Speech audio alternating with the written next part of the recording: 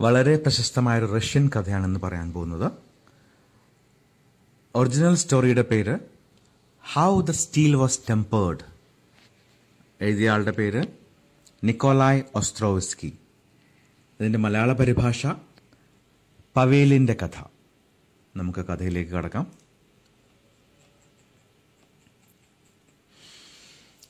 റഷ്യയിലെ ഒരു ദരിദ്ര കുടുംബത്തിലാണ് പവേൽ ജനിച്ചത്. അച്ഛനെ കണ്ട ഓർമ്മ അവനില്ല. ഓർമ്മ വയ്ക്കുമ്പോൾ അമ്മയും ചേട്ടനും മാത്രമേ അവനുണ്ടായിരുന്നുള്ളൂ. തൻ്റെ കുടിലിൻ്റെ മുറ്റത്ത് പിച്ച വെച്ച് പവേൽ വളർന്നു. കീറിയ ഏതാനും ഷർട്ടുകളും ട്രൗസറുകളും മാത്രമാണ് അവനുണ്ടായിരുന്നത്. പാവപ്പെട്ട അമ്മ പാടുപെട്ട് അവനെ വളർത്തി. 7 വയസ്സായതോടെ അമ്മ വളരെ കഷ്ടപ്പെട്ട് അവനെ സ്കൂളിലും ചേർത്തു. പവേൽ ഉത്സാഹത്തോടെ സ്കൂളിൽ പോയി. ഇരന്നു വാങ്ങിയ പഴകിക്കീറിയ പുസ്തകങ്ങൾ വെച്ച് അവൻ പഠിച്ചു. മറ്റു കുട്ടികൾ പുത്തനുടുപ്പുകൾ അണിഞ്ഞ് പുതിയ പുസ്തകങ്ങളുമായി ഓടിച്ചാടി നടക്കുന്നത് കാണുമ്പോൾ പവേലിന് സങ്കടം തോന്നിയിരുന്നു. പക്ഷെ എന്തു ചെയ്യും? താൻ ദരിദ്രനല്ലേ. ആഹാരത്തിനുള്ള വക നേടാൻ തന്നെ അമ്മയും ചേട്ടനും എന്തുമാത്രം അധ്വാനിക്കുന്നുണ്ടെന്ന് അവനറിയാമായിരുന്നു. ഉള്ളതുകൊണ്ട് തൃപ്തനാവാൻ കുട്ടിക്കാലത്തെ അവൻ പഠിച്ചു.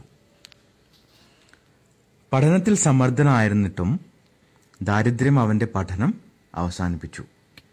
സ്കൂൾ മാസ്റ്ററുടെ ഈസ്റ്റർ കേക്കിൽ പുകയിലപ്പൊടി വിതറിയെന്ന കാരണത്തിന് അവനെ സ്കൂളിൽ നിന്ന് പുറത്താക്കി. അതോടെ പഠനം എന്നേക്കുമായി അവസാനിച്ചു. ഇനി പവേൽ എന്തെങ്കിലും ജോലി ചെയ്യാൻ പഠിക്കട്ടെ എന്നാണ് അമ്മയും ചേട്ടനും തീരുമാനിച്ചത്. അമ്മ അവനെ അടുത്തുള്ള തീവണ്ടി ആഫീസിലെ ക്യാൻറ്റീനിൽ ജോലിക്ക് കൊണ്ടുവന്നാക്കി. ക്യാൻറ്റീനിലെ ജോലി കഠിനമായിരുന്നു. കുശിനിയിലായിരുന്നു അവന് പണി. കുശിനി എന്ന് പറഞ്ഞ അടുക്കള. കാലത്ത് നേരത്തെ എഴുന്നേൽക്കണം, വെള്ളം ചൂടാക്കണം, അത് ചൂടാറിപ്പോവാതെ സൂക്ഷിക്കണം, വിറകു കീറണം, പാത്രങ്ങൾ മുഴുവൻ കഴുകണം, എച്ചിലെടുക്കണം. ഈ കണ്ട പണികൾക്കൊക്കെ അവന് കിട്ടുന്നതോ കഴിക്കാൻ കുറെ ഉച്ഛിഷ്ടവും ഉടുക്കാൻ കുറെ കീറത്തുണികളും.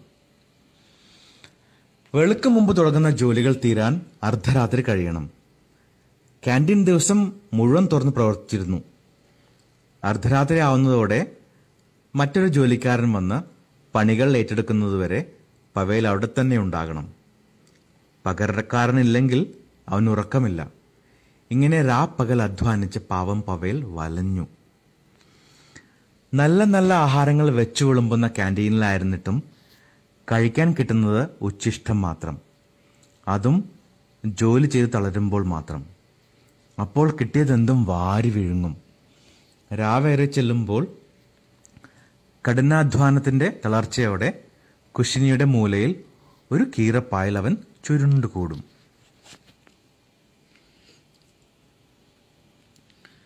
പവേൽ ജോലിക്ക് ചേർന്നിട്ട് ഏകദേശം 2 വർഷം കഴിഞ്ഞു.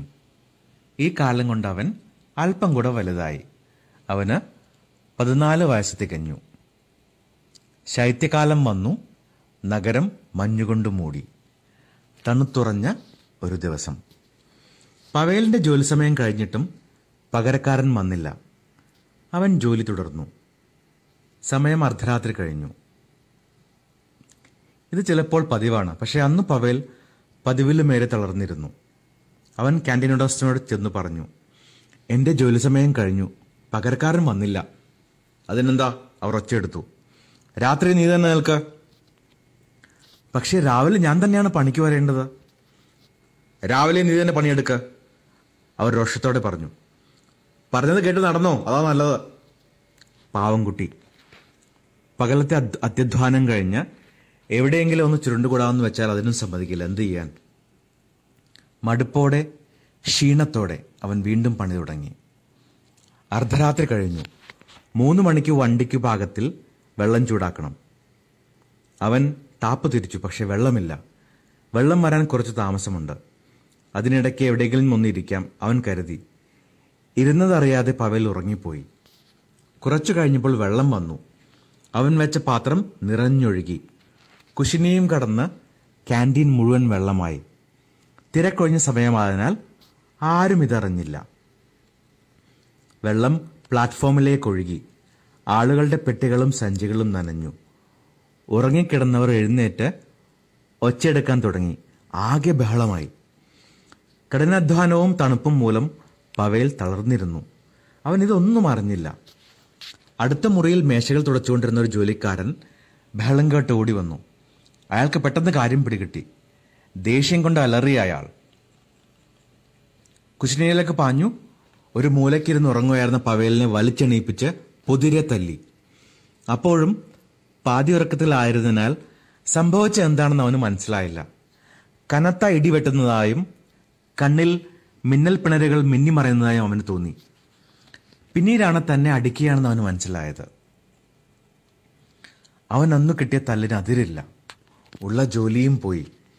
അവശനായി ഇഴഞ്ഞും വലിഞ്ഞും വീട്ടിലെത്തിയ അവനെ കണ്ട് അമ്മ പരിഭ്രമിച്ചു. എന്തു പറ്റി മോനെ? അവർ കരഞ്ഞു. അവർ അവനെ കൊണ്ടുപോയി കിടത്തി.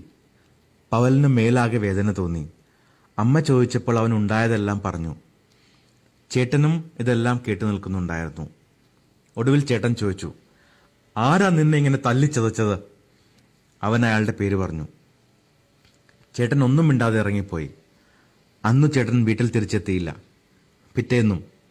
ഒടുവിൽ 6-ാം നാൾ ചേട്ടൻ തിരിച്ചെത്തി. അമ്മ ഉറങ്ങിയിരുന്നു. ചേട്ടൻ പവലിനടുത്ത് വന്നു. സുഖമുണ്ടോ നിനക്ക്? ചേട്ടൻ വന്ന് അവൻ്റെ നെറ്റിയിൽ കൈവച്ചു. അവൻ മൂളി, സാരമില്ല, ആ ജോലി പോട്ടെ. നിനക്ക് ഞാൻ പുതിയൊരു ഉദ്യോഗം പറഞ്ഞു വെച്ചിട്ടുണ്ട്. ഇലക്ട്രിക് പവർ സ്റ്റേഷനിൽ പോരെ? പവേൽ ചേട്ടൻ്റെ ഇരു കൈകളും കൂട്ടിപ്പിടിച്ചു. സന്തോഷം കൊണ്ടവൻ്റെ കണ്ണുകൾ നിറഞ്ഞു. തന്നെ അടിച്ചവശനാക്കിയ ജോലിക്കാരനെ ചേട്ടൻ അന്ന് തന്നെ ചെന്ന് തല്ലിയെന്ന് ആരോ പറഞ്ഞാണ് അവൻ അറിഞ്ഞത്. അല്പം സുഖമായപ്പോൾ അവൻ പുതിയ ജോലിയിൽ പ്രവേശിച്ചു. പഴയ പോലെ കഠിനമായ ജോലിയല്ല, പുതിയ ജോലി അവന് ഇഷ്ടമായി.